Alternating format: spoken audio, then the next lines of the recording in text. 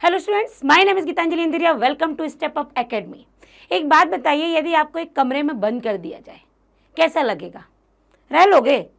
1 घंटे 2 घंटे की बात नहीं कर रही हूँ, मैं बात कर रही हूँ आपको पूरा दिन। चलो 1 दिन भी रह लिया, 2 दिन 3 दिन रह पाएंगे?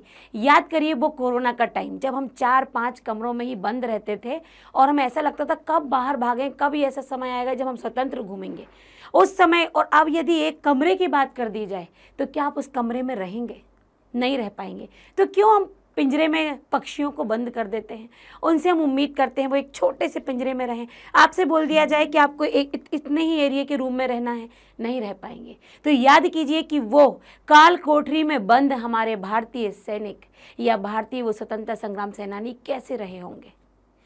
मन कभी सोचने पे मजबूर करता है आपको, मन किलप जाता है जिसे कहते हैं, दुखी हो जाता है यदि हम बोलें। तो मैं बात कर रही हूँ आपके ही पाठ 12 कैदी और कोकिला कक्षा 9वीं क्षितिज में। ये एक कविता है जो माखनलाल चतुर्वेदी जी के द्वारा लिखित है। बहुत ही मार्मिक चित्रण है। इसमें एक कैदी कोयल के बोलने पर अपने मन की सारी बातें कोयल से कह देता है। तो मैं आपको कैदी और कोकिला के पास ले जाना चाह रही हूँ, इसीलिए आपसे पूछ रही थी कि आप एक कमरे में बंद रह पाएंगे? तो कैदी कैसे बंद रह जाएगा? यदि कोयल को चलो कोई बंद नहीं करता, हम तोते को बंद कर देते, वो कैसे रह जाते होंगे? है ना, बड़ा दुखमयी वातावरण रहता है उनके उस समय का। तो यहाँ पर कैदी और कोकिला को पढ़ते हैं, लेकिन जिन्होंने ये लिखा हुआ ये कविता, इतनी मार्मिक चित्रण, पहले हम उनका परिचय सुनते हैं। तो माखनलाल चतुर्वेदी जी के द्वारा लिखित है ये कविता। पहले इनका परिचय पढ़ते हैं कि देश प्रेम की आंख, इनके लिए एक नया नाम, यहाँ पर एक पद दिया गया, यूं कहें कि लोगों ने इस नाम से इन्हें पुकारा है, देश प्रेम की गौरव गाथा के अमर गायक। ये नाम से ही इनके आगे जो ये लगा है विशेषण, आप उससे ही समझ गए होंगे कि ये देशभक्ति से ओतप्रोत कविताएं लिखते होंगे। जी हाँ, तो माखनलाल चतुर्वेदी जी का जन्म 1889 में मध्य प्रदेश के होशंगाबाद जिले के बावई गांव में हुआ था। और इनकी प्राथमिक शिक्षा तो इन्होंने कंप्लीट की, लेकिन उच्च शिक्षा जब इन्होंने की या फिर उसके बाद जो इन्होंने शिक्षा प्राप्त की, उसमें संस्कृत, अंग्रेजी, गुजराती और बंगला, ये भाषाएं इन्होंने घर पर रहकर ही सीखी। इसका अध्ययन उन्होंने घर पर ही किया था, उसके बाद ये कहीं पढ़ने नहीं गए। किशोरावस्था जब ये और बड़े हुए तो इन्होंने पढ़ाने का कार्य किया, अध्यापन कार्य किया। ये स्वतंत्रता सेनानी भी रहे राष्ट्रीय आंदोलन के अवधि, मतलब उस समय में ये कई बार जेल भी गए। शायद इसीलिए ये कैदी और कोकिला लिख पाए होंगे। आप समझ पा रहे हैं, मतलब उन्होंने जेल की यात्राएं भी सही। तो जन्म उनका जब हुआ था तो वातावरण कैसा रहा होगा? अंग्रेजी शासन। तो अंग्रेजी शासन का वातावरण और स्वतंत्रता के बाद वाला इन्होंने दोनों ही देखे हैं, इसलिए ये अपनी कविताओं में इनका अनुभव सामने दिख पड़ता है। और इनका देहांत हुआ 1968 में, 1968 में। तो यहाँ पर आपने देखा, और इनको जो नाम दिया वो क्या दिया गया? देश प्रेम की गौरव गाथा के गायक। का जन्म 1889 में हुआ था, होशंगाबाद के, मध्य प्रदेश के होशंगाबाद जिले के बावई गांव में हुआ था। पहले इन्होंने प्राथमिक जो पढ़ाई थी वो तो कर ली, लेकिन उसके बाद की अंग्रेजी, संस्कृत, बंगला, ये गुजराती, ये भाषाएं इन्होंने घर पर ही सीखी। थोड़े और भी किशोरावस्था में आए तो उन्होंने अध्यापन, शिक्षक के तौर पर कार्य किया, किंतु राष्ट्रीय आंदोलन के समय ये जेल में भी गए और इनका जो देहांत हुआ वो 1968 में हुआ। अब इनकी कुछ रचनाओं के बारे में देखते हैं। इनकी रचनाएं भी कई प्रकार की, इन्होंने कविताएं तो लिखी हैं, नाटक भी लिखा है, कहानी भी लिखी है, इन्होंने निबंध भी लिखे हुए हैं, तो कई जगह इनकी लेखनी चली है। इनकी जो मुख्य रचनाएं हैं, काव्य रचनाएं, वो हैं हिम किरीटिनी, हिम तरंगिणी, माता, युग चरण, समर्पण, वेणुलो गुंज धरा, ये इनकी कविताएं हैं। और भी हैं, ये मुख्य तौर पर यहाँ दी गई हैं। इन्होंने अन्य रचनाओं में इन्होंने निबंध लिखे हैं, नाटक लिखे हैं, कहानियां भी लिखी हुई हैं। साहित्य कुछ इनकी विशेषताएं हैं कि इन माखनलाल चतुर्वेदी जी की जो रचनाएं हैं वो राष्ट्रीय भावना से ओतप्रोत है, राष्ट्रीय भावना से युक्त हैं। स्वतंत्रता की चेतना है कि हमें स्वतंत्र होना है, उसके साथ साथ बलिदान की भावना भी है, जो कि हमें यहाँ पर देखने, जब वो जेल गए तो उन्होंने वहाँ पर वो यातनाएं भी सही हैं, तो उन्होंने बताया कि बलिदान की भावना भी इनकी कविताओं में मिलती है। कवि होने के साथ साथ वे सामाजिक कार्यकर्ता भी रहे हैं, ये सोशल वर्कर भी रहे हैं, समाज के प्रति भी इन्होंने कार्य किए हैं। उन्होंने भक्ति, प्रेम और प्राकृतिक संबंधी कविताएं भी लिखी। उन्होंने, जहाँ इनकी कविताओं में देशभक्ति उभर कर आती है, वहाँ इन्होंने प्रकृति के सौंदर्य का भी अनुपम वर्णन किया है। तो यहाँ पर इनकी साहित्यिक विशेषताएं हमने बताई। अब इनकी भाषा शैली पर आते हैं। तो इनकी जो भाषा है खड़ी बोली का प्रयोग किया है, तत्सम शब्दों का भी प्रयोग किया है, मतलब संस्कृत के शब्दों का भी प्रयोग है। उर्दू और फारसी शब्दों का भी इनकी कविताओं में, इनकी लेखनी ने उर्दू और फारसी शब्द भी अपनी लेखनी से इन्होंने लिखे हुए हैं।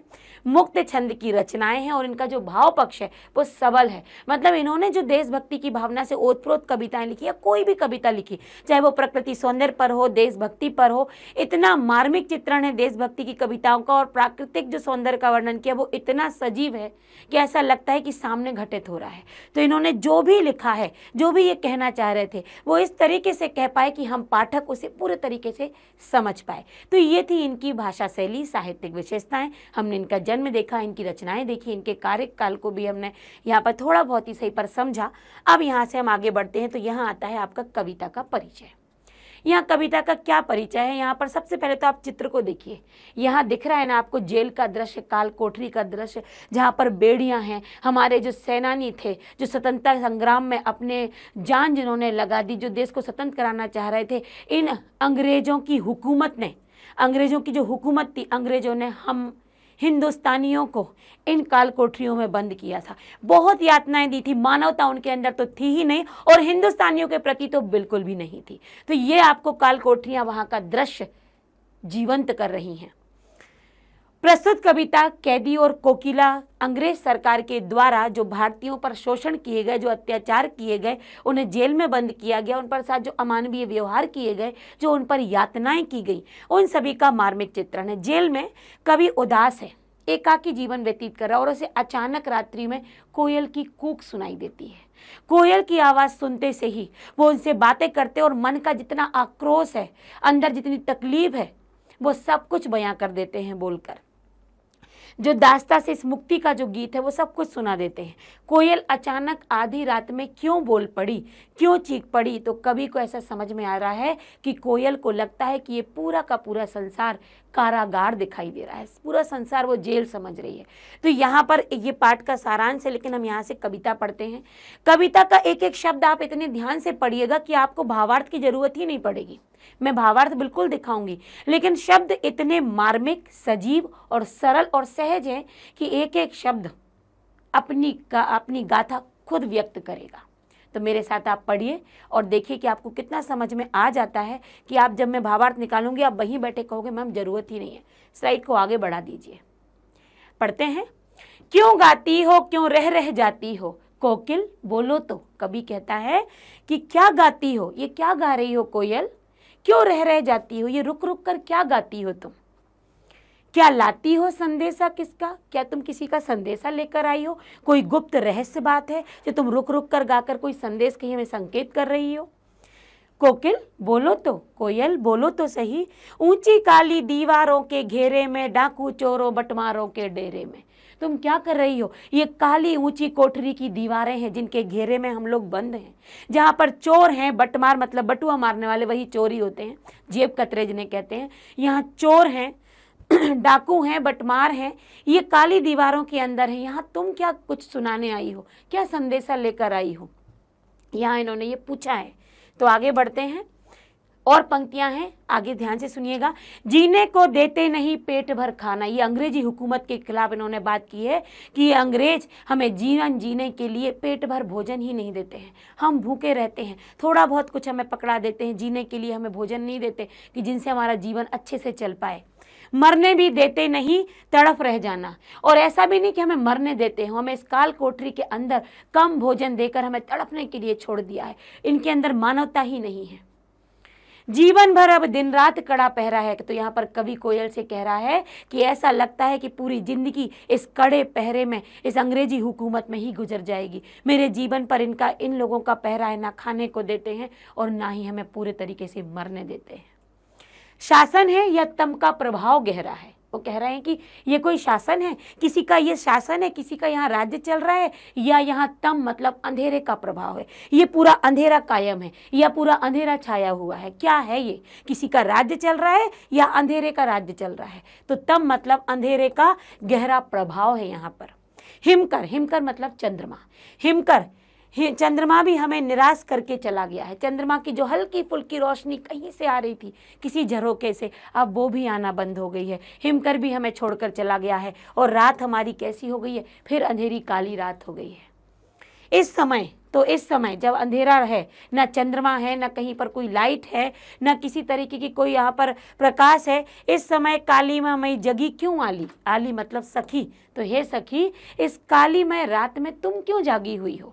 तुम भी कहीं जाकर चुपचाप सो जाओ। आखिर तुम क्यों बोल रही हो? इस काली अंधेरी रात में काली माँ मई जगी, इस काली अंधेरी रात में तुम कोयल, आली, अली मतलब सखी, तो ये सखी आली, तुम जागी क्यों हो? क्या कारण है तुम्हारे जागने का? तो यहाँ पर हमने शब्दों के अर्थ देखे, अब देखते हैं इसका भावार्थ। कभी अर्धरात्रि को गाती हुई कोयल की आवाज में चौंक कर उससे व्यग्रता से पूछता है कि हे कोयल, तुम इस प्रकार रह रहकर क्या गा रही हो? क्या किसी का संदेशा लाई हो? क्या कोई गुप्त समाचार है जो हमें बताना चाह रही हो? यदि कोई ऐसा संदेशा है तो किसका है? स्पष्ट रूप से कहो ना। भावार्थ है, कुछ शब्द एक्स्ट्रा भी होंगे। हे कोयल, जिस स्थान पर तुम आई हो ये तो काले चारों तरफ से कैसी है?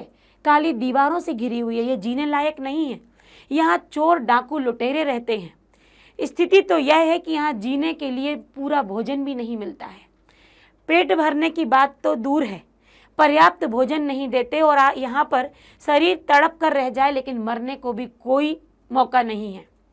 अंग्रेजी सिपाही तो हमें मरने भी नहीं देते ठीक ढंग से, ना तो जीने देते हैं, ना मरने देते हैं, ना भोजन देते हैं। हमारे चारों ओर कड़ा पहरा है, बहुत कड़क पहरा है, हमें कहीं कुछ देखने नहीं मिलता। हमारी निगरानी के लिए ये अंग्रेजी सिपाही निरंतर बैठे रहते हैं। आगे वो कहते हैं कि अभी प्रश्न करता है कि यह अंग्रेजों का शासन है या पूरे चारों तरफ छाया हुआ अंधकार? देख रहे हैं आप, इस तरीके की जेल काल कोठरियां होती थी और अंधेरी रात में ऐसा लगता था। देखिए आप, एक दृश्य यहाँ दिखाया जा रहा है चित्र के माध्यम से कि वो पूछ रहे हैं, क्वेश्चन कर रहे हैं यहाँ पर कभी कि अंग्रेजों का शासन है या वास्तव में कोई काली गहरी अंधियारी रात है। रात इस सीमा तक काली हो चुकी है कि अब तो हिमकर चंद्रमा भी यहाँ से जा चुका है, अपना वो प्रकाश फैलाने में वो भी निराश हो गया और हमको भी निराश करके चला गया। निराशा दे रहा है, उसका प्रकाश भी अब क्षीण प्रतीत हो रहा है, उसका प्रकाश भी इस कालेपन को दूर नहीं कर पा रहा है। कभी कोयल से कहता है कि हे सखी, इस भयानक अंधेरी रात में तुम क्यों जाग रही हो? तुम क्यों बोल रही हो? क्या मुझसे कुछ कहना चाह रही हो?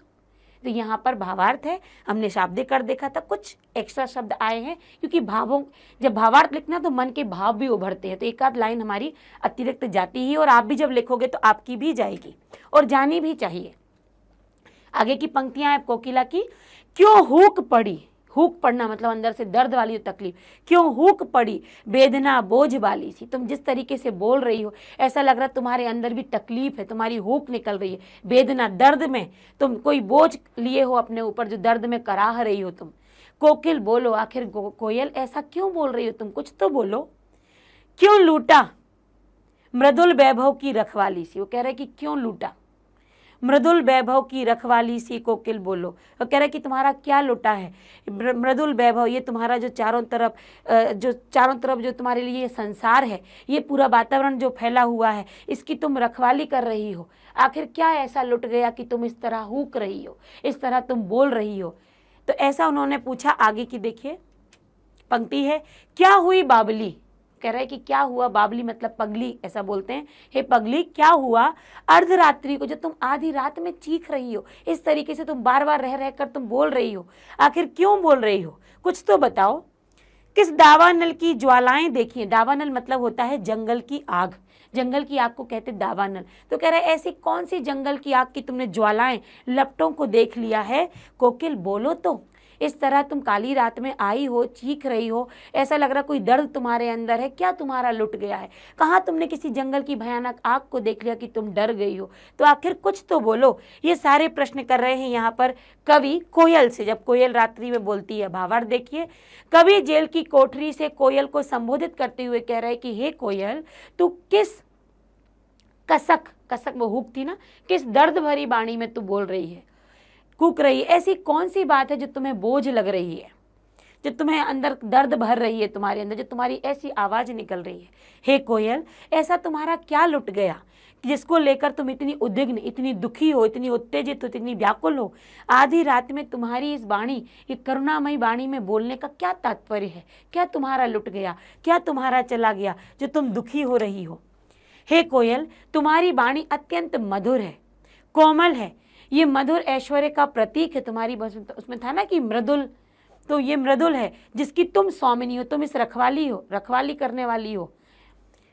तो इस सीमा तक ऐसा क्या हुआ कि तुम विचलित हो गई? तुम्हारी वाणी में इतनी वेदना क्यों है? इतना कराहने का कराहना जो होता है वो तुम्हारी वाणी में क्यों है? आधी रात में क्यों चिल्ला रही हो? ऐसे कहाँ तुमने किसी जंगल की आग को देख लिया है कि तुम इस अंग्रेजी राज्य का अंधकार और भयानक अत्याचार से युक्त नीतियों का ज्ञान, ऐसा तुम्हें क्या ज्ञान हो गया, क्या तुमने देख लिया जो तुम इतनी चीख रही हो? तो क्वेश्चन कर रहा है यहाँ पर कवि कि इस अंधेरी रात में जिस वेदना के साथ तुम कराह रही हो, जिस वेदना के साथ तुम गा रही हो, इसका क्या तात्पर्य है? क्या तुम्हारा लुट गया है?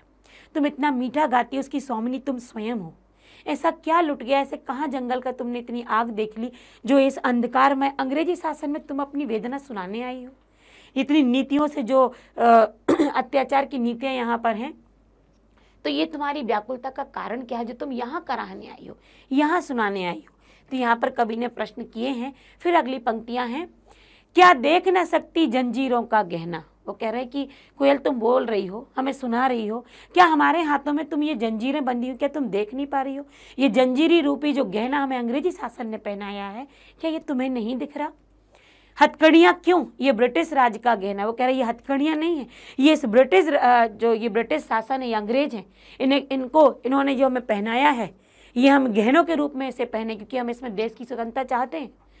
तो ये गहने हैं। कोल्हू का चरक, जिस प्रकार कोल्हू का बैल चर चर करके आवाज करके दिन रात घूमता है। जीवन की तान, गिट्टी पर उंगलियों ने लिखे गान। वो कह रहे हैं कि जिस तरीके से चर चर की ये आवाज़ आती है जब कोल्हू का बैल दिन रात घूमता है, वैसे ही हमारी ज़िंदगी की तान हो गई है, वैसे हमारे जीवन का भी मुझे राग लगता है। गिट्टी पर उंगलियों ने लिखे गान, मतलब कह रहे मैंने ज़मीन पे अपने कई ज़िंदगी के गान लिख दिए कि मेरा जीवन तो यहीं कट जाएगा इन्हीं अत्याचारों में। हूँ मोट खींचता लगा पेट पर जुआ, खाली करता हूँ ब्रिटिश अकड़ का कुआ। यहाँ पर वो कह रहे हैं कि ऐसा लगता है कि मेरे पेट में कोई ऐसी कराह, कुछ ऐसा घूमने वाला चक्र हमें समझ में आ रहा हो, कह रहे ना जुआ, ऐसा जुआ जैसे घूमता है चारों तरफ, धीरे धीरे हल्की आहट करता है। खाली करता हुआ ब्रिटिश अकड़ का कुआ। दिन में करुणा क्यों जगे रुलाने वाली? वो कह रहे हैं कि दिन में कोई करुणा क्यों जागे रुलाने वाली, इसलिए रात में गजब ढा रही हो। कह रहे दिन में तुम नहीं आती हो, दिन में ये करुणा की गीत नहीं सुनाती हो, इसलिए तुम रात में हम पर ये गजब ढा रही हो, तुम रात में ये गीत सुना के हमें दुखी कर रही हो। तो यहाँ पर ये अर्थ, शाब्दिक अर्थ हुए। आगे की तरफ हम चलते हैं। इस शांतमय अंधकार को बेध रही हो, जहाँ पर चारों तरफ शांति है, अंधकार छाया हुआ है, तो तुम्हारी इस कूक ने, तुम्हारी इस वेदनामय कूक ने इसको भेद दिया। इसको भेद कर हमारे कानों तक तुम्हारी आवाज़ आ रही है। कोकिल बोलो, आखिर क्यों गा रही हो तुम? चुपचाप मधुर विद्रोह बीज, ये तुम शांति से जो मीठी आवाज में जिस तरीके से तुम बोल रही हो, हमारे अंदर विद्रोह के बीज उत्पन्न कर रही हो, इस भांति बो रही हो क्यों? आखिर ये तुम अंग्रेजी शासन के खिलाफ जो विद्रोह के बीज, बिल्कुल हम समझ रहे हैं कि तुम ये बीजों को बोने आई हो, आखिर इसका कारण क्या है? क्यों आई हो? इस तरीके से रात्रि में आकर क्या कहना चाह रही हो? यहाँ पर भावार्थ देखते हैं। कवि कोयल से कहता है, हे कोयल, क्या तुम्हें हमारे शरीर पर पड़ी हुई ये बेड़ियां नहीं दिख रही? ये जंजीरें हमें किसी गहने से कम प्रतीत नहीं होती हैं। ये हथकड़ियां हमने पहन रखी हैं। अंग्रेजी राज द्वारा जो हमें ये उपहार दिया गया है वो गहनों के रूप में हमने पहना है, अपने हाथों में सजाया है। जिस तरह कोल्हू का बैल दिन रात खिंचता रहता है, चरचर की आवाज़ करता है, मुझे भी अपने जीवन से वही आवाज़ सुनाई देती है। हमें अपने जीवन में ऐसा लगता है कि जीवन भर यही आवाज़ से हमें जीना है। यह जीवन संगीत ही है, हमें देश के प्रति समर्पित होने की प्रेरणा देता है। हम अपने मजबूत हाथों से पत्थर तोड़ते हैं, क्योंकि जेल का क्या काम होता है, जेल में पत्थर तोड़वाए जाते हैं, तो हम अपने हाथों से उन पत्थरों को तोड़ते हैं। तब ऐसा लगता है कि हम अंगुलियों से इन पत्थरों पर अपने सारे गीत लिख रहे हैं, मतलब जीवन का पूरा सार उन गिट्टियों पर लिखते चले जा रहे हैं। कवि कहता है कि जब मैं पेट पर कोल्हू का जुआ लगाकर कोल्हू का चरसा खींचता हूँ तो ऐसा लगता है कि शासन की अकड़ या घमंड का कुआं लगातार खाली कर रहा हूँ। मतलब जब उनसे कड़ी मेहनत कराई जा रही है, क्योंकि यहाँ पर अंग्रेजी शासन क्या कर रहा है, तोड़ने का प्रयास कर रहा है, मेहनत कराकर हमारे देश के नौजवानों के अंदर जो जुनून था आज़ादी का, उनको कहीं कोल्हू का बैल को ना चलाकर उनको कोल्हू की जगह लगाकर चला रहे हैं, उनसे पत्थर तुड़वा रहे हैं कि ये अंदर से टूट जाएंगे, कमज़ोर हो जाएंगे। लेकिन वो कह रहे हैं कि जब हम उनका बैल चलाते हैं ना और जब हम पत्थर तोड़ते हैं तो हमें ऐसे ही लगता है कि हम इनका घमंड है ना उसका कुआं खाली कर रहे हैं, क्योंकि ये टूट जाएंगे पर हम नहीं बिखरेंगे। तो इससे मेरे अंदर उत्साह का एक नया संचार होता है। अर्थात अंग्रेजों द्वारा जितनी यातनाएं दी जा रही हैं, जब उन्हें हम झेल लेते हैं तो ये अंग्रेजों के विरुद्ध संघर्ष का ऐलान हो जाता है। हम संघर्ष के लिए न्योता दे देते हैं, क्योंकि वो परेशान होते हैं लेकिन हम उनकी यातनाएं झेलकर परेशान नहीं हो रहे हैं। तो ये हमारे संघर्ष करने की प्रेरणा दे रहा है। आगे देखते हैं।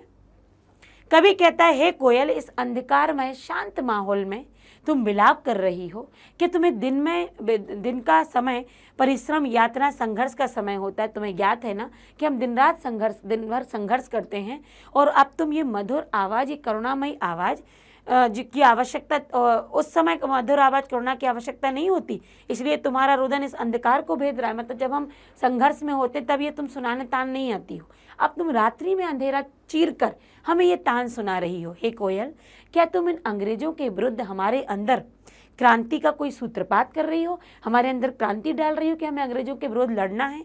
क्या तुम अपनी वाणी से स्वतंत्रता संग्राम का नया कोई अध्याय लिख रही हो, कोई नई चेतना हमारे अंदर जगा रही हो? बोलो कोयल, क्या तुम इस नीरव शांत वातावरण में, अंधकारमय वातावरण में चुपचाप रुदन क्यों कर रही हो? बोलो। तो उन्होंने क्या बोल दिया कि तुम्हें ये हथकड़ियाँ नहीं दिख रही? ये अंग्रेजी शासन ने जो हमें उपहार दिया है, हम उपहार समझकर पहने हैं। जिस प्रकार कोल्हू का बैल चरचर की आवाज़ करता रहता है जीवन भर, हमें भी अपने जीवन की यही तान सुनाई देती है, और इसी तान में हमें अपना जीवन निकालना है। ये हमें संघर्ष के लिए प्रेरित करती है। जब ये हमें कोल्हू के बैल की तरह चलाते हैं ना, तब ऐसा लगता है कि हम इनके घमंड को तोड़ रहे हैं, और उस समय उत्साह हमें और अधिक जागृत कर देता है। हे कोयल, ये शांत वातावरण में तुम आकर गाई हो। जब दिन में हम संघर्ष करते तब तो तुम गाने नहीं आती हो, अब तुम क्या अंधकार को भेद कर गाने आई हो?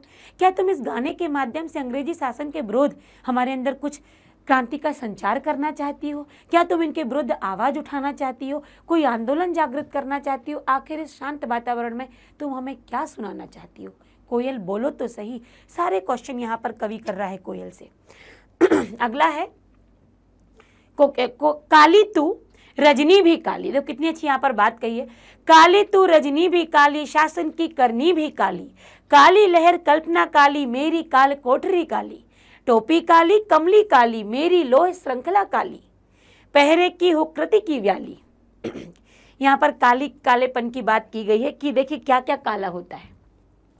काली तू, हे कोयल, तेरा रंग काला है, रजनी भी काली, और ये रात भी काली है। रजनी मतलब रात।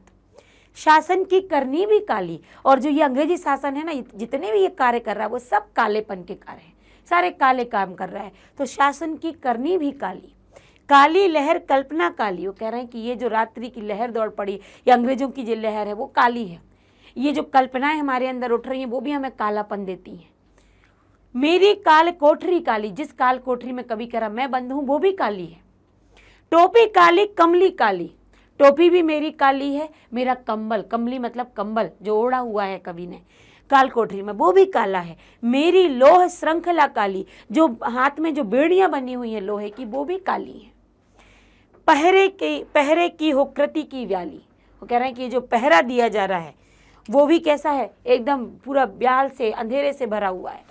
तिस पर है काली ये आली, है सखी उस पर तू भी काली, इस काले संकट सागर पर मरने की मदमाती कोकिल बोलो तो। वो कह रहे हैं कि इस जो काला संकट छाया हुआ है हमारे ऊपर, उस पर कोयल कुछ तो बात करो तुम अपनी मदमस्ती बोली में, अपने चमकीले गीतों को क्यों कर हो तैराती कोकिल बोलो तो। जब सब कुछ अंधेरा है, काला है, तुम अपने इस मधुर गीत से जो चमक पैदा कर रही हो, आखिर क्यों, बताओ तो सही, आखिर इतनी रात में तुम बोल क्यों रही हो? अब यहाँ पर भावार्थ है। कवि कहता है कि हे कोयल, जिस प्रकार रात का रंग काला है, वहीं काला रंग तुम्हारा भी है। अंग्रेजों का बर्ताव भी नितांत काला है, अर्थात अमानवीय है, मतलब सब कुछ काला है। उनका ये व्यवहार मेरे मन में कई प्रकार की नए बुरी कल्पनाएं लेकर आता है। बुरी बुरी कल्पनाएं, विचार, लहरें हमारी जो दौड़ती है वो भी काले रंग की हो जाती हैं।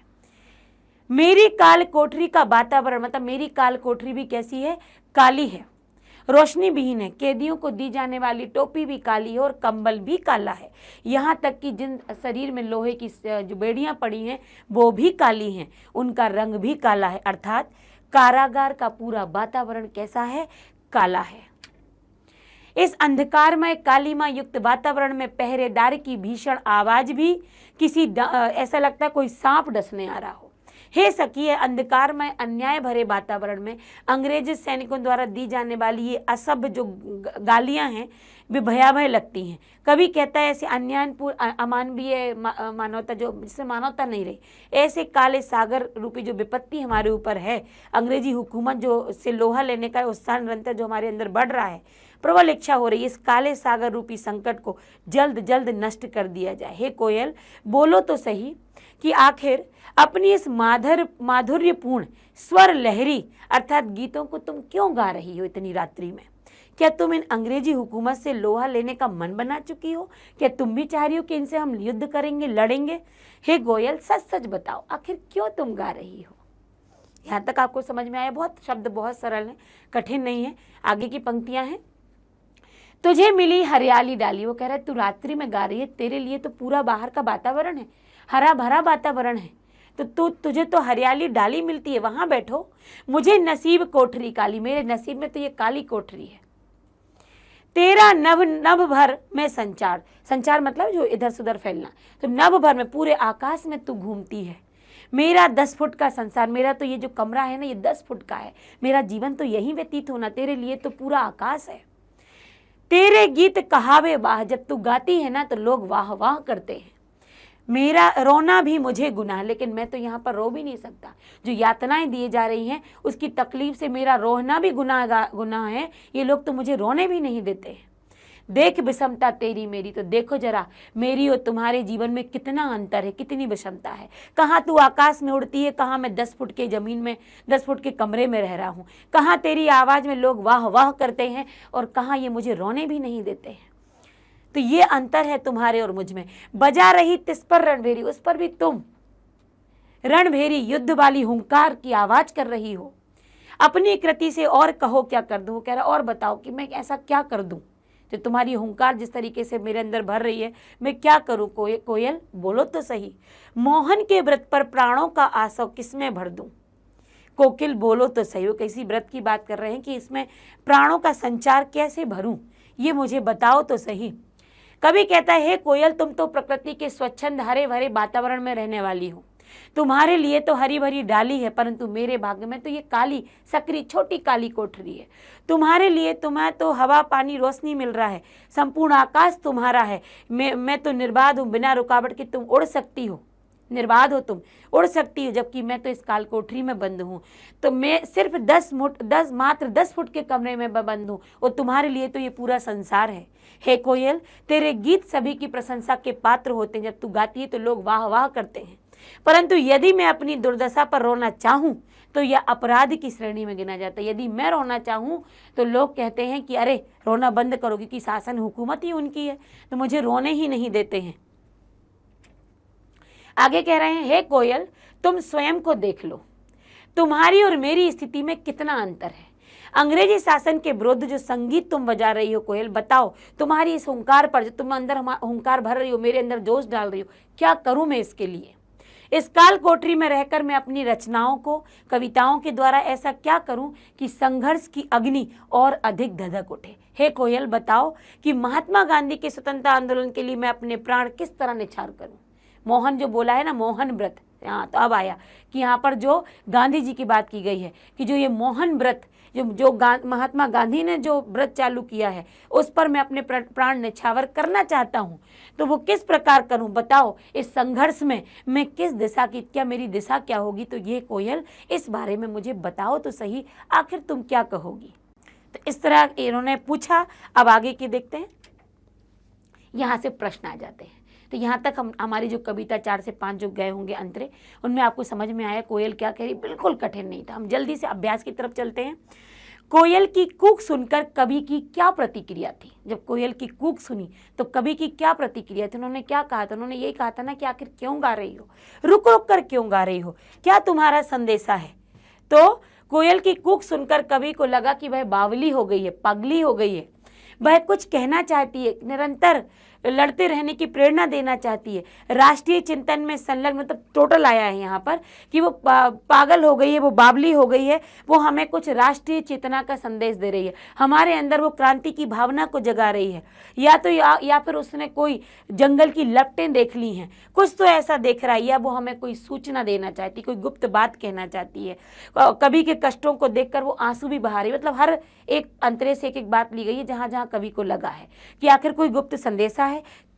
क्या तुमने जंगल की आग देखी? क्या तुम हमारे अंदर क्रांति जगाना चाहती हो? क्या तुम अंग्रेजी के विरुद्ध जो हो रहा है उससे हमारे अंदर क्रांति लाना चाहती हो? ये सारी बातें उनको वहीं से एक एक अंतरे से हम उठाएंगे कि क्या क्या उनको आभास हुआ कोयल के बोलने से। अगला है, कवि ने कोकिला के बोलने के पीछे किन कारणों की संभावना व्यक्त की? आखिर क्या ऐसे कारण रहे होंगे कि कोयल बोलती जा रही है? तो यहाँ पर दिया है कि अंग्रेजों की अमानवीय प्रताड़ना को देखकर वो बोल रही है, चारों ओर भीषण अत्याचार को देखकर वो कूक पड़ी है, शरीर के जो हाथों में जो बेड़ियां पड़ी हैं उनको देखकर वो चीखी है, कवि की दीन दशा को देखकर उससे आवाज निकली है। तो अंग्रेजों के अत्याचार, बंधी हुई बेड़ियों को देखकर कवि पर हो रहे अत्याचार और चारों ओर भीषण अत्याचार, इन सभी को देखकर कवि को लगा है कि शायद ये इसीलिए कूक रही है। किस शासन की तुलना तम के प्रभाव से की गई है? अंग्रेजी शासन की तुलना तम के प्रभाव से की गई है। क्यों? क्योंकि अंग्रेजी शासन में जो हिंदुस्तानियों को उन्होंने बंद करके रखा था उन पर वो यातनाएं कर रहे थे, ना तो उन्हें खाने के लिए पेट भर भोजन दे रहे थे, ना ही उन्हें मरने के लिए छोड़ रहे थे। किसी भी प्रकार की उनके कानून के बीच अंतर किए गए बिना समान, मतलब जो था अंग्रेजी शासन की तुलना तम के प्रभाव से की गई है, क्योंकि अंग्रेजी शासन में सेनानियों और कानूनी अपराधियों के बीच अंतर किए बिना समान दंड देता है। कवि को अन्य अपराधियों की तरह ही कोल्हू के बैल की जगह जोत कर उससे श्रम कराया जाता, अन्य भारतीयों पर भी घोर अत्याचार किए जाते हैं। तो हम इससे भी ऐसा तो आप लिख सकते हैं, इसमें आप चाहें तो जो मैंने अभी पढ़ाया भी है ये भी मेरा ही था, आप उसको भी जोड़ सकते हैं कि उन पर अमानवीय अत्याचार हो रहे थे, उन्हें परेशान किया जा रहा था, उन पर यातनाएं की जा रही थी, उन्हें पेट भर भोजन नहीं दिया जा रहा था, कोल्हू के बैल की तरह उन्हें जोता जा रहा था। इस तरह के बहुत सारे अत्याचार किए जा रहे थे जो कि अंधेरे तम के समान है, अंधकार के समान, इसलिए अंग्रेजी शासन को अंधकार का शासन कहा गया। कविता के आधार पर पराधीन भारत की जेलों में दी जाने वाली यंत्रणाओं का वर्णन कीजिए। किस प्रकार की यातनाएं दी जाती थी? तो उन्हें पराधीन भारत में अंग्रेजों पर जो यंत्रणा की जाती थी, जो यातनाएं दी जाती थी, अमानवीय साधन अपना रखे थे। कई प्रकार के अमानवीय, बड़ी बड़ी चट्टानों को तोड़ना, चलो ठीक है, कोल्हू के बैल की तरह जोतना, राजनीतिक कैदी और चोर लुटेरों के बीच उन्हें रखना, उन्हें सब पूरे तरीके से खाना नहीं देना, उनमें लोहे की जंजीरों से उन्हें बांध कर रखना, कम भोजन देना, पशुओं की भांति उन पर व्यवहार करना, बैलों के स्थान पर इंसानों को वहाँ पर कैदियों को रखकर उनसे बैल की तरह उनको जुतवाना, पत्थर तोड़वाना, ये सारे थे। कोल्हू के बैल की तरह वहाँ पर उन्हें जोतना, पत्थर तुड़वाना, आधा पेट भोजन देना, अमानवीय व्यवहार करना, चोर लुटेरों बटमारों के साथ उनको रखना, ये सारी यातनाएं भारतीयों के साथ काल कोठरी में दी जाती थी, जो अंग्रेजों के माध्यम से होती थी। भाव स्पष्ट कीजिए। मृदुल वैभव की रखवाली सी कोकिल बोलो। वहाँ पर क्या कहा है कि जो तुम मीठा बोलती हो, जो चारों तरफ मीठा तुम बोलकर इतना सुंदर वातावरण करती हो, तुम तो उसकी स्वामिनी खुद ही हो, तुम कभी भी उसे मीठा बोल सकती हो, तुम उसकी रखवाली हो। तो यहाँ पर कहा है कि संसार में कई तरह के भयानक कष्टों से संसार घिरा हुआ है, लेकिन तुम्हारा ये जो माधुर्य वाणी है उस पर कोयल, तुम्हारी खुद की जो तुम बोलती हो इस पर तुम्हारा खुद का अधिकार है। इतने कष्टमय वातावरण में भी तुम अपने मुख से मीठी आवाज़ निकालती हो, इस पर तुम्हारा अधिकार है। कवि के अनुसार कोयल की यही विशेषता है कि उसे सर्वाधिक मृदु वाणी युक्त पक्षी बनाती है। सारे कष्ट तो तुम्हारी वाणी सुनते ही लोगों के कष्ट दूर हो जाते हैं। इसलिए कहा है कि जो मृदुल वैभव की रखवाली है, जो मीठी वाणी वाली है, वो केवल कोयल मात्र है, क्योंकि उसकी आवाज़ से ही कानों में सुंदर ध्वनि और कान धन्य हो जाते हैं। अगला है, भाव स्पष्ट कीजिए। हूँ मोट खींचता लगा पेट पर जुआ, खाली करता हूँ ब्रिटिश अकर का कुआं। तो यहाँ पर कवि कह रहा है कोयल से कि जब ये अंग्रेजी शासन के हुकूमत करने वाले ये जो अंग्रेज हैं, अंग्रेजी शासन के जो अंग्रेज जो सेनानी हैं, वो हमारे ऊपर जब बैल को निकाल कर हमारे पेट पर जब कोल्हू का वो डंडा लगा देते हैं, जिस पर बैल बंधा रहता है, वो हमारे जब पेट पर लगाते हैं और जब वह घूमता है तो मुझे तो उत्साह छाता है, क्योंकि उस समय अंग्रेजों के जो अत्याचार लगातार हम पर हो रहे हैं उसमें अंग्रेजी शासन का घमंड टूट रहा है, क्योंकि हम हमारे ऊपर हो रहे अत्याचार को तो हम क्रांति के रूप में अपने अंदर भर रहे हैं, उत्साह में भर रहे हैं, उस समय उनका घमंड टूट जाता है। कवि जेल की यातनाओं का जीवन का वर्णन करते हुए कहते कि अपने पेट पर जब कोल्हू के बैल वाला जुआ रखकर बांधकर कोल्हू का बैल चरक चरक कर खींचते हुए उसे प्रतीत होता है तो ऐसा लगता है कि अंग्रेजों का घमंड भी चूर हो रहा है। क्यों घमंड चूर? अंग्रेज क्या चाह रहे थे? ये लोग टूट जाएं, पर जब लगातार उस जुआ को भी मैं अपने पर चलने देता हूँ, तब लगता है कि अंग्रेजों का दर्प कूप, जो घमंड का कुआं है, वो निरंतर खाली हो रहा है। अर्थात अंग्रेजी सल्तनत को हम चुनौती दे रहे हैं कि आप कुछ भी करिए लेकिन हम टूटने वाले नहीं हैं। तो यहाँ पर इसका ये अर्थ था। अर्धरात्रि में कोयल की चीख से कवि को क्या अंदेशा होता है? जब आधी रात में जब कोयल चीखती है तो किस प्रकार का अंदेशा होता है कि आखिर तुम आधी रात में क्यों चीख रही हो? क्या तुमने कुछ ऐसा देख लिया है? क्या तुमने कोई किसी पर अत्याचार होते हुए देखा है? क्या तुमने जंगल की आग देखी है? क्या तुमने कोई दुख देखा है? क्या तुम्हारा कुछ लुट गया है? अर्धरात्रि में कोयल की चीख से कवि को अंदेशा होता है कि स्वतंत्रता सेनानियों के ऊपर हो रहे अत्याचारों को देखकर कोयल चीख रही है, उसका हृदय भी करुणा से भर गया है। कैदियों पर होने वाले अत्याचार की वेदना ने उसे भी रुला दिया है। तो इस प्रकार की अंदेशाएं उनके अंदर आती हैं कि ऐसा कुछ उसने देख लिया है, कहीं ऐसी ज्वालाएं उनने देख ली हैं अत्याचार की कि वो चीख पड़ी है। अगला प्रश्न है, कवि को कोयल से ईर्ष्या क्यों हो रही है? क्योंकि वो खुले वातावरण में रहती है, पूरा संसार, पूरा आसमान उसका है। कवि कहता है कोयल, तुम्हें प्रकृति की सारी हरियाली मिली है, तुम्हें खुला आसमान मिला है, जबकि हमारे पास तो एक काली कोठरी, वो भी 10 फुट की है, इसी के अंदर हमें रहना है। मैं 10 के तंग स्थान में रह रहा हूँ। फिर जो संपूर्ण प्रशंसा वो करता है कि मैं तो कारागार में हूँ, तुम तो जब बोलती हो तो लोग वाह वाह करते हैं, और मैं तो रोता हूँ तो यहाँ मुझे रोने भी नहीं देते हैं। इन सारी बातों से उन्हें ईर्ष्या हो रही है कि तुम्हें तो सब कुछ मिला है लेकिन हमसे सब कुछ छीन लिया गया है। तुम्हारे लिए खुला वातावरण है, हमें काल कोठरी है, तुम्हें पूरा आकाश है, हमें 10 फुट की काल कोठरी है। इस प्रकार की बात यहाँ पर की गई है, इसलिए उन्हें ईर्ष्या हो रही है। हथकड़ियों को गहना क्यों कहा है? उन्होंने हथकड़ियों को गहना कहा है कि अंग्रेजी हुकूमत ने हमारे ऊपर अत्याचार के हमें ये उपहार के स्वरूप में जो दिए, ये पहनाई है ना, ये हमें उपहार के स्वरूप लग रही है, इनको हम गहने के रूप में ले रहे हैं। कवि ने हथकड़ियों गहना इसलिए कहा है क्योंकि कवि स्वाधीनता सेनानी है, उसे देश की स्वतंत्रता के लिए आवाज़ उठाई है। मातृभूमि की सेवा के फलस्वरूप अंग्रेजों ने उपहार के रूप में उसके हाथों में हथकड़ियाँ पहना दी हैं, और उन्होंने हथकड़ियों को वो अपने आभूषण से कम नहीं समझ रहा, क्योंकि ये हथकड़ियाँ उसने मातृभूमि के लिए पहनी है, ये हथकड़ियाँ उसने देश को स्वतंत्र कराने के लिए पहनी है। तो उसको जो मातृभूमि का रक्षक है, जो देश का रक्षक है, जो देश की स्वतंत्रता चाहता है, उसको अंग्रेजों के द्वारा जो ये हथकड़ियाँ पहनाई गई वो उसे उपहार और गहनों के स्वरूप लग रही हैं।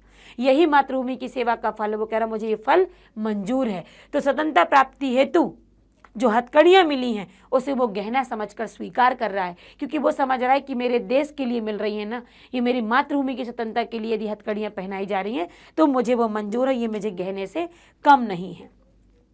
काली तू ये आली, इन पंक्तियों में काली शब्द की आवृत्ति से उत्पन्न चमत्कार का विवेचन कीजिए। काली से जो आवृत्ति उत्पन्न हुई है उसमें बाकी पंक्तियों में काली शब्द से चमत्कार उत्पन्न हुआ है, कहीं ना कहीं जैसे अनुप्रास जैसा लगा हुआ है हमें तो जो चमत्कार आवृत्ति आने से कुल 9 बार आई है, 9 बार काले शब्द का प्रयोग हुआ है। इस आवृत्ति में काली शब्द जो धारणा है वो भावना, प्रतीक और भावार्थ दोनों रूपों में उभरती है। काली तू रजनी भी काली, टोपी काली, कमली काली, मेरी लोह श्रृंखला काली। यहाँ पर काली शब्द साधारण सरल रूप में अभिव्यक्त हुआ है, काले रंग के रूप में अभिव्यक्त हुआ है। शासन की करनी भी काली मेरी, तो यहाँ पर जो काली शब्द का बार बार प्रयोग हुआ है तो यहाँ पर जो आया है वो अपने ऊपर छाए संकटों के लिए आया है। जो पहले आया था वो तो सामान्य रूप से आया था कि जो काला होता है, पर यहाँ शासन की करनी भी काली मतलब जो शासन, जो अंग्रेजी हुकूमत थी उसके अत्याचारों के लिए यहाँ पर काले रंग का प्रयोग किया गया है। काव्य सौंदर्य स्पष्ट है कि करना है कि किस दावानल की ज्वालाएं देखी, मतलब तुमने यहाँ पर ऐसा कौन सा ज्वलंत रूप देख लिया है, ऐसी कौन सी जंगल की आग देख ली है, कहीं पर ऐसे क्या अत्याचार होते हुए देख रहे। तेरे गीत कहावे वाह रोना भी मुझे गुना देखकर बजा रही है यहाँ पर कवि ने। तो कवि ने क्या कहा है कि तेरे गीत कहावे, पूरी पंक्ति यहाँ बताई गई है कि तेरे गीत कहावे वाह रोना भी मुझे गुनाह देख विषमता तेरी बजा रही दावानल की ज्वालाएं। तो यहाँ पर जो पूरा आपको बताया गया है कि दावानल की ज्वालाएं, ये पूरा ये किस दावानल की ज्वालाएं हैं देखी, तो पूरा यहाँ पर पूरी पंक्ति के माध्यम से बताया कि दावानल की ज्वालाओं में जो काव्य सौंदर्य बताना है, तो दावानल की ज्वालाएं मतलब किसी जंगल की, दहकते हुए जंगल की ज्वालाएं।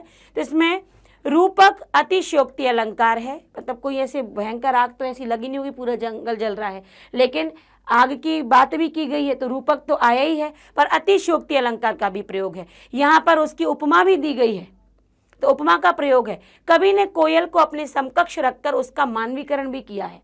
कवि ने कोयल को अपने ऐसा रखा है जैसे पास में है, कि कवि उसके बिल्कुल समकक्ष होकर बात कर रहा है, तो मानवीकरण अलंकार का भी प्रयोग है। चीखना मनुष्य का लक्षण है, परंतु कवि ने कोयल को इस श्रेणी में रखा कि तुम चीख रही हो। कोयल नहीं चीखती है, मनुष्य चीखता है।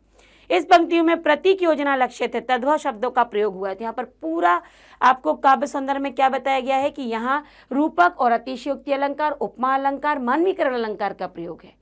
यहाँ प्रतीकात्मक भाषा का भी प्रयोग है और तद्भव हिंदी के शब्दों का प्रयोग हुआ है। तो यहाँ पर सीधा आपको ये बताना है जब काव्य सौंदर्य आता है कि पंक्ति में किस प्रकार के अलंकारों का और किस प्रकार के शब्दों का, किस प्रकार की भाषा का प्रयोग हुआ है। आगे चलते हैं। तेरे गीत कहावे वाह रोना भी मुझे तेरी विषमता बजा रही। तो यहाँ पर भी देखिए क्या है, कवि ने यहाँ कोयल के बीच में अंतर स्पष्ट करते हुए कहा है कि तेरे गीत के द्वारा प्रशस्तित, जबकि उसका रोदन भी किसी के लिए महत्वपूर्ण नहीं है। यहाँ पर तुलनात्मक शैली का प्रयोग है कि तेरे गीत मतलब तेरी और मेरी दोनों की क्या है, तुलना की है। तो यहाँ पर तुलनात्मक जो शैली का प्रयोग हुआ है। रणभेरी, तेरी मेरी और रणभेरी, तो यहाँ पर क्या है, तुकबंदी आई है, तेरी मेरी रणभेरी, री का प्रयोग हुआ है। तो तुकांत का विशिष्ट प्रयोग है, यहाँ पर तुलना करके मानवीकरण किया गया। अब कवि की और कोयल की क्या तुलना, पर उन्होंने कोयल को मानव के रूप में रख के मानवीकरण किया है। अनुप्रास अलंकार का प्रयोग है, क्योंकि आए ना तेरी मेरी रणभेरी में, तो यहाँ पर गीत कहावे वाह रोना भी मुझे तेरी मेरी बजा रही तिस पर, तो अनुप्रास भी आया है। पद मैत्री, पदों में संबंध का स्थापित है। भाषा प्रवाहमयी है, एकदम लय के साथ जारी है, स्पष्ट है। कवि की पीड़ा सहज अभिव्यक्ति इन पंक्तियों में, उसमें ईर्ष्या का भाव स्पष्ट है। तो यहाँ पर क्या आया है, तुकबंदी मतलब तुकांत भाव आया है। साथ ही यहाँ पर तुलनात्मक शैली का प्रयोग हुआ है। यहाँ पर जो बात आई है वो ईर्ष्या का भाव आया है। तो यहाँ पर भाव ईर्ष्या का भाव है, तुकांत शैली का, तुलनात्मक शैली का प्रयोग है, मानवीकरण किया गया है, भाषा प्रभावमयी है। अगर आप ऊपर का ये ना भी बताना चाहें तो आप सिर्फ काव्य सौंदर्य में किस प्रकार की शैली आई है, कैसे शब्द आए हैं, किस प्रकार का अलंकार है, कैसे, ये सारा काव्य सौंदर्य के अंतर्गत आता है। अगला चलते हैं रचना अभिव्यक्ति में। कवि जेल के आसपास अन्य पक्षियों का चहकना भी सुनता होगा, लेकिन उसने कोकिला की ही बात क्यों कही है। तो यहाँ पर आपके अनुसार भी उत्तर हो सकता है, कोयल प्रायः शांत भाव की होती है, शांति में वो अपनी कोयल अपने आवाज़ को निकालती है। वह दौर चूंकि पराधीनता का था, भारत में अंग्रेजों के अधीन था, भारत अशांति का वातावरण था, अंधकारपूर्ण वातावरण था। कोयल की वाणी में भी शांत भाव का स्वर नहीं था, जिसे कवि को आश्चर्य में डाल दिया। कोयल में आए इस अप्राकृतिक अस्वाभाविक परिवर्तन के कारण कवि ने कोयल को महत्व दिया है। मतलब पूरा वातावरण अशांति का था, अंधकारमय था, उस समय कोयल की आवाज़ भी उनको वैसी ही प्रतीत हो रही थी कि ये भी अशांत है, इसलिए उन्होंने कोयल की आवाज़ को अपने रूप में यहाँ पर मानवीकृत किया है। आपके विचार से स्वतंत्रता सेनानियों और अपराधियों के साथ एक सा व्यवहार क्यों किया जाता होगा? क्योंकि यहाँ पर अंग्रेज यह नहीं चाहते थे कि भारत में स्वाधीनता की लड़ाई सफल हो, इसलिए स्वाधीनता सेनानियों का मनोबल, मैंने कहा ना मनोबल, उन्होंने ये कहा कि कितने टूटे, इन्हें सामान्य लोगों के साथ रख दो कि ये चोर बटमारों के जैसे लगते हैं, तो कहीं इनके अंदर घृणा की बात आएगी, अंदर मन टूटेगा, अपराधियों जैसा बर्ताव इसीलिए करते। उन्हें एहसास नहीं होने दिया जाता था कि वे स्वतंत्रता सेनानी हैं, राजनीतिक कैदी हैं, बल्कि उनको उनके साथ रखकर ये बताया जाता था कि आप इन्हीं के बराबर के, आप चोर लुटेरे हो। इसीलिए उनका मनोबल तोड़ने के लिए, उनके समान दिखाने के लिए वो उनके जैसा व्यवहार ही उनके साथ किया करते थे, मतलब नीचा दिखाने के लिए स्वतंत्रता सेनानियों को। और यहाँ पर हमारा पाठ समाप्त हो चुका है। तो हमने पूरे पाठ में देखा देश की स्वतंत्रता की भावना प्रबल थी, सेनानियों के अत्याचार किस प्रकार हो रहे थे, किस प्रकार मानवीकरण उपमा अलंकारों का प्रयोग हुआ है। पाठ में हमने इतना कुछ देखा। तो माखनलाल जी ने बहुत मार्मिक चित्रण किया है, सजीव चित्रण किया है। एक एक शब्द को हमने मार्मिक भाव से पढ़ा है और समझा भी है। मुझे उम्मीद है कि आपको बाकी एक एक शब्द समझ में आया होगा और पूरा पाठ आपका पेपर के हिसाब से भी क्लियर हो चुका होगा। यदि आपको ऐसा लगता है कि हम फिर से इसको पढ़ें, सुने, कहीं छूट गया है, तो आप बिल्कुल क्लिक करिए लिंक पर और आप देखते रहिए, इसको बार बार सुनिए, पढ़िए, तो आपको याद रहेगा। इसके अतिरिक्त यदि कोई शंकाएं हैं तो आप बता सकते हैं, कमेंट कर सकते हैं, शंकाओं का निवारण होगा। लेकिन चैनल पर विजिट करते रहिए, क्योंकि निवारण कैसे होगा तभी पता चलेगा जब आप घूमेंगे फिरेंगे, और क्या मटेरियल उपलब्ध होता जा रहा है ये भी आपको मिलेगा। इसके लिए चैनल को लाइक, सब्सक्राइब और शेयर करना तो बिल्कुल मत भूलिए। Thank you.